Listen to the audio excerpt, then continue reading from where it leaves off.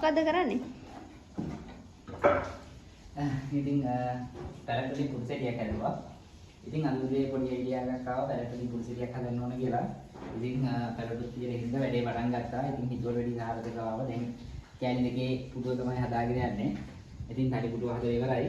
ඉතින් මේක දෙන්නට ඇත්තටම මේ අකුරට වෙනවා. වාඩි වුණාට පස්සේ සාමාන්‍යයෙන් මේ විදිහට වාඩි වෙන්න පුළුවන්. ඇත්තටම කුරුසෙටිය වාඩි වෙනවා වගේ. කුෂන් නැති වුණොත් ඇඟට අමාරු නෑ. ඉතින් ඔයගොල්ලන්ට පුළුවන් මේකේ කුෂන් දාලා වුණත් හදාගන්න මේ පුටුව මේ විදිහටම.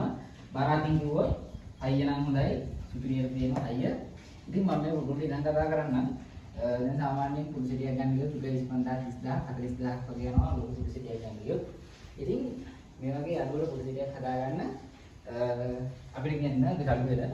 ඉතින් ඕගොල්ලන්ට ආර්ථික පස්ලා තියෙනවා කුරුසෙටියක් හදාගන්න ලොකු මුදලක් දීලා වියදම් කරන්න බැහැ. මේවා තමයි ඔය කඩවල තිබුණාට තියෙන කුෂන් දාලා ලස්සන කරලා. ඉතින් මේක ඕගොල්ලෝ කුෂන් දාලා වැඩේ කරගන්න පුළුවන්. ඉතින් හිතරාව වදහසක් වැඩේ කරා.